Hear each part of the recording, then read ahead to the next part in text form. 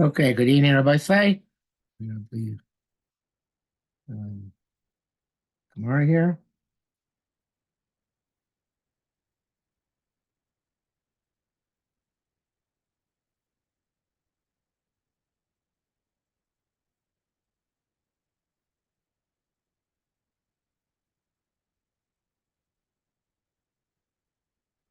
Okay. So, right.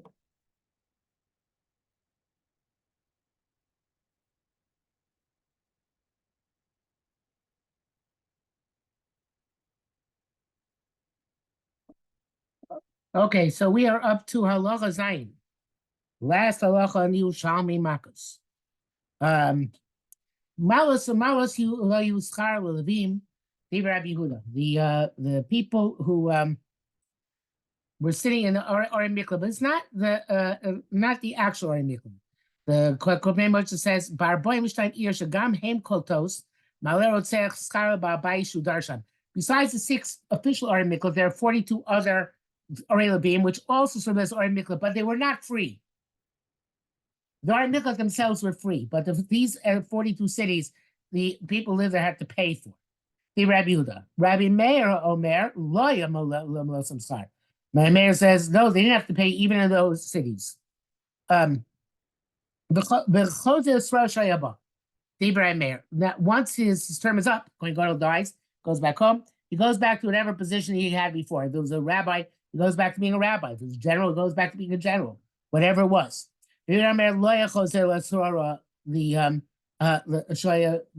would not go back to the same position of authority. Once he lost it, he lost it. By the way, I should have read this Pnei Moshe before. But Davka Membase is basically what I said, but I should read this Pnei Moshe. Davka Membase, here it's only but these 42 cities, Abishesh Ori Mikla, Kuliyam Modu, Shemalem Schara Bais. In the 6 main Ori Mikla, they didn't have to pay. The murderers would be able to live for free because that was the purpose which they were set up. Okay, says Maratani, Rabbi Yuda. Now the Gilin of Ephraim and the Shataris Yisrael both changed this to Rabbi Yossi, and we'll come back to in a minute. Why the change? Rabbi Yossi Omer Machlokas, they do Rabbi and they change this to Rabbi Yehuda. That's Rabbi Meir. Meir Beis Diranim, because let's see the Gilin of Ephraim on the bottom. He speaks about this. He says Tiny Yos Machlokas Ninu. Rabbi Meir Beis Diranim. Chen Girsus Hagra. The Saya read Rabbi Yossi, Rabbi Yehuda, and Rabbi Yossi goes like Rabbi Yehuda. That's the next line of the Gemara. Nina Malosi Uschal Leviim, Div Rabbi Yehuda. They used to pay the Leviim. Rabbi Meir Omer Loyal Malos, they did not pay. Kain Tzarich Lomar. So we're going to read that inside now. So the way to read it is tiny Rabbi Yossi Omer Lamachlokas Nitnu. They were given to be distributed. Rabbi Meir Omer Lebeis Diraninu. So Rabbi you come. Let's read a little bit further. The Saya de Rabbi Yossi ke Rabbi Yehuda, and Rabbi Yossi is going to Rabbi Yehuda. But Rabbi Meir kedaiter, and Meir like we saw he holds. The Tanino, as he learned, Malosi was being Dibe Rabbi Meir, and they would pay. That was actually to be Dibe Rabbi Yehuda. Because our mission said that Rabbi Yehuda said they pay. Rabbi Meir, Lo Yumalos Chalabim. Rabbi Meir says they would not pay to Levim. So the idea is that going back to where we were before. So Rabbi Yossi says L'machlokas Nitnu, they were given to be distributed to the Levim, and therefore. If anybody wants to live there, they got to pay. The Orei Mikla are primarily Orei Mikla. They have to be inhabited by the Levim. The 42 other cities are primarily Orei Levim. They have to be open to the murderers. So therefore, since they're given to be distributed to Levim, that was their nachala. That was their portion. They didn't get other land. They just got those 42 cities. So therefore, if somebody wanted to, if the murderers took refuge there, fine, but they had to pay. Rabbi Remeir Remeir says no. They weren't given to Levium as a portion, as a Nachlo in Eretz Yisrael. They didn't get any Nachlo in Eretz Yisrael. They were just given the right to reside in these 42 cities, actually 48, including the other Arei Miklat. So therefore, the people, the murderers who came to take refuge in these cities, did not pay them for the right to be there, because the Levium were the ones who were living there as a special benefit, even though it wasn't their portion. Okay, so that's Gemara goes on to say. So Sayed Rabbi Yossi Rabbi Yossi is going like Rabbi Yehuda, our Mishnah, who said that they had to pay. Meir Kedaite, who says they don't have to pay. Not in Malina, you Star Levine. Dive again in our mission said Rabbi Yehuda. Rabbi Meir Lo Yamal Star Levine. And Meir says they didn't pay to Levine. Okay. Rava, now we come to a very a new topic. Rav Shem Rabbi Yehuda, Rabbi Siva Shem Ukba said, Ein Mekajit Ebechevel Shel Chamishim Amo. So this is it's an interesting issue, you know. In let me find a picture for you actually.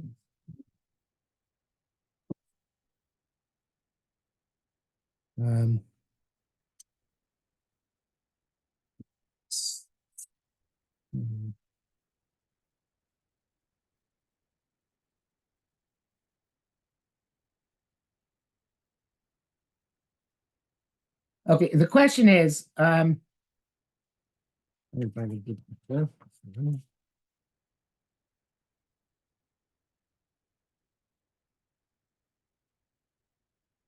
If you have to go,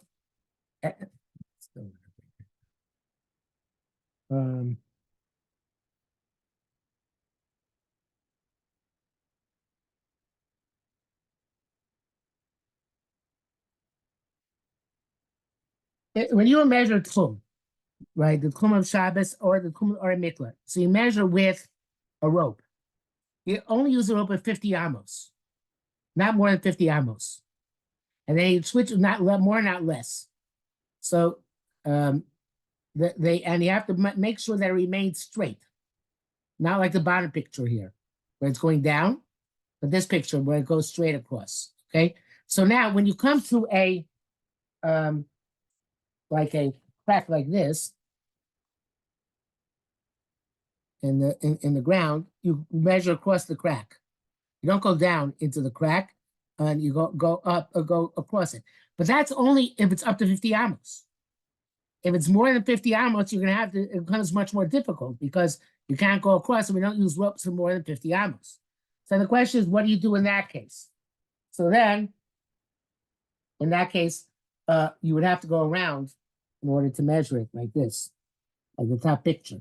In order to measure around this large crack, they go around like this, and then they come back, and they come like that. Okay? So mekanjin literally means to drill. And to drill is to try and take into effect this, like you have a mound. So if you're going to go up and down the mound, it's going to eat up part of your 2,000 amos. So you want to drill through the mound. And the way we drill through the mound, or it's the same way we go across the crack. In other words, we go around the mound, we measure out, go around the mound, and come back. After that, we use ropes of 50 amos in order to do that. Okay? So that's what it says here.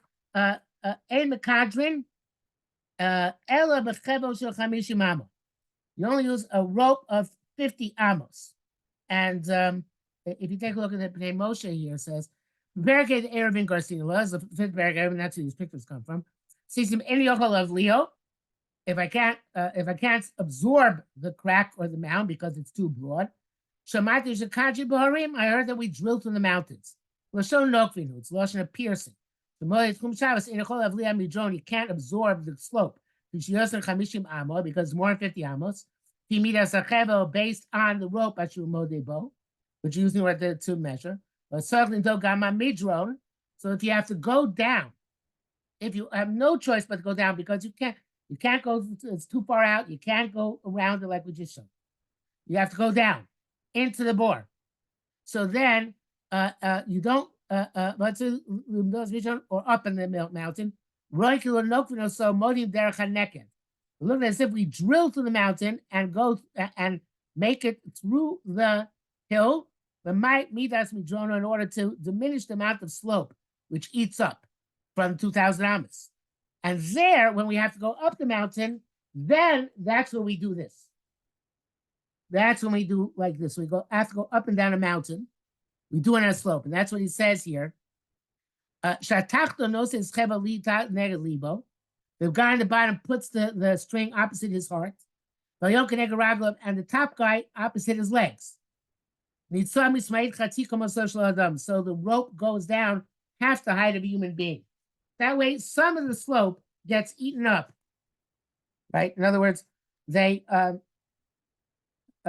when you go, obviously if you're on a level ground, you're not going to do this. But if this guy's, I'm not sure if he has an actual picture of the guy standing halfway up the hill, but yeah, here it is. Here's using a rope of 4 amas. This is the idea. In order to, this guy puts it opposite his middle, and this guy puts it opposite his legs, and that way part of the slope is eaten up. That's called drilling into the mountains.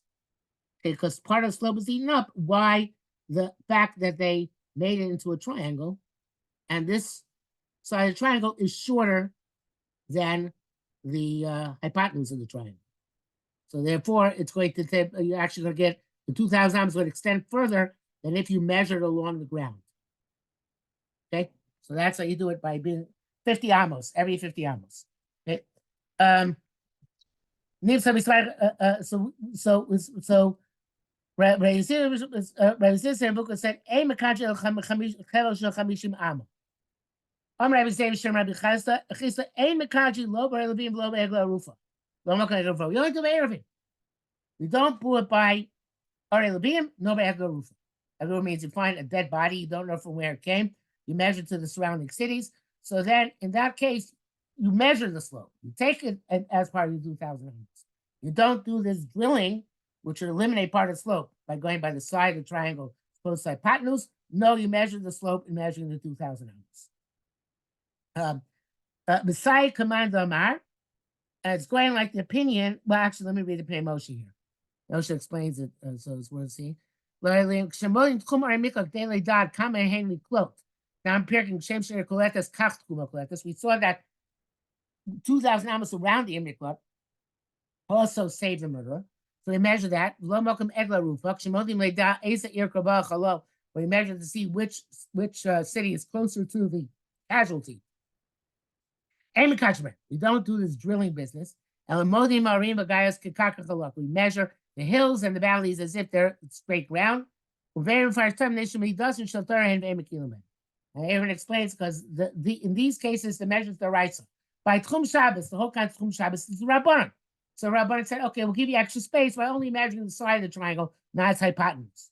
But here by Arei Levim and by Egeruma, it's still Raisa, we don't give you the extra space. So we take the entire slope of the hill into account, and that even though that as the crow flies overhead, you're gonna get less than 2,000 amas of tchum, of the tchum of the city, of the area of the city. But too bad, it's the Raisa, we're machmir, and we say the slope is counted as 2,000 part of 2,000 amas. The clock ticks the entire time. Okay, so the so the Gemara goes on and says, Messiah command Amar Elf Amma Midrash Ba'apayim Chum Shabbos. So it's going like the opinion which shows that around the city you get 2,000 amas of field, and which was supposed to remain empty. Midrash means empty. This is for the aesthetics of the city. You don't plant anything in the 1,000 amas. The first 1,000 amas around the city, you always leave without growing anything. You leave it open. So and Apayim Amas Chum Shabbos. And 2,000 amas is for Chum Shabbos. Now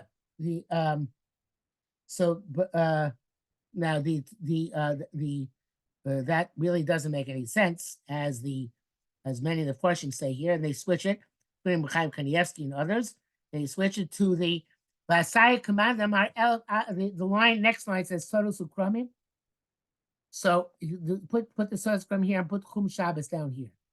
And Messiah commanded Amar Elf Amma Migrosh V'Apayim Tzadus Ukramim. That in the Torah itself, Tchum Shabbos is not hinted. That means Tchum Shabbos in the Raisa because it is the Rabban. Because the Torah itself, there's a contradiction. In one place it says 1,000 amos. You give 1,000, leave 1,000 amos around the city. Another place says leave 2,000 amos.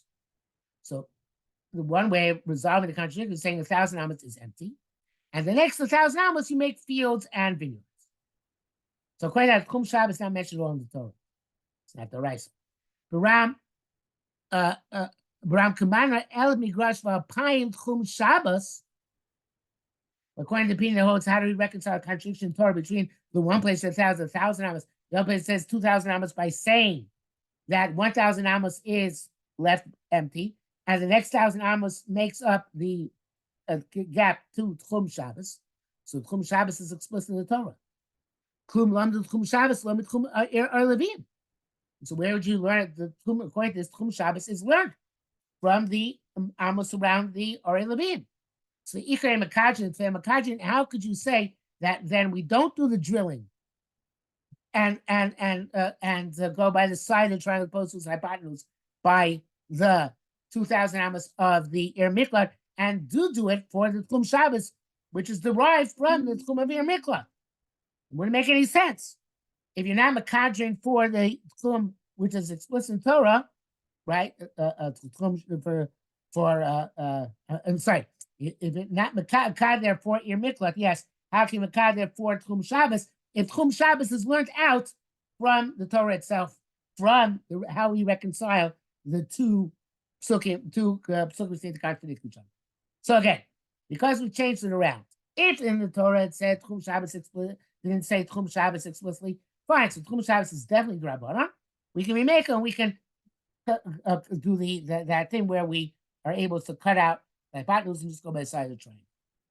But if you're going to hold that the Tchum Shabbos is explicit in Torah, that's the 1,000 amos is for Sados, is for Migrash, leave empty, and the next 1,000 amos is to make up Tchum Shabbos. So I can say that you aren't Mekader for Ir Miklat, but you are Mekader for Tchum Shabbos, which is learned out from Ir Miklat. Doesn't make any sense. Right? That's that.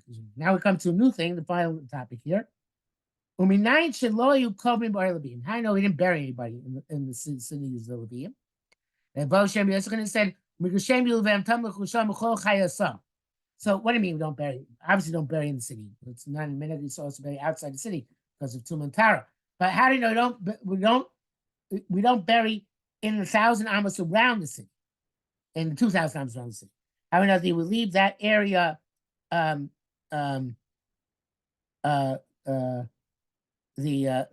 Not for Levi, without any graves, right? Because it says, their fields should be for the animals and for their property and for and all of their livelihood. They're given only to livelihood, in order to support life, but not likvura, but not to be buried there. Now it's interesting because, as Bnei Moshe points out here, he says Levine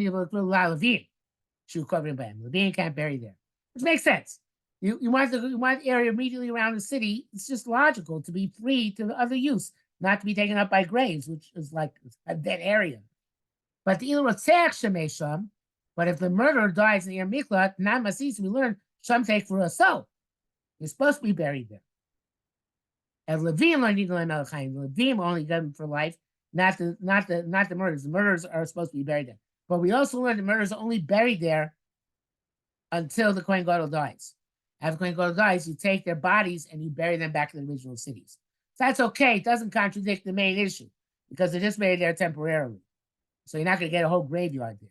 But the Levim themselves are not buried in that area. That area remains free and clear for the Levim to use for their own purposes. Okay, Rabbi Sai, Mazel Tov. That is the end of Mesechta Makkos Yerushalmi. Hashem will make a siyum in the school maybe tomorrow. We'll see. And we're during recess or something. I know Tuesday's not good because all you guys are going to Vex. So maybe tomorrow. Vex. Yes. So then the rest of it is just Mishnayos. So that's the end of the Yerushalmi. I figure maybe the next couple of weeks we'll maybe do some stuff on Pesach. that we can talk about further. Okay, yes, Koya. Thank you, Rabbi. Okay, have a good night, Thank you. everyone. Good night. Goodbye. Bye.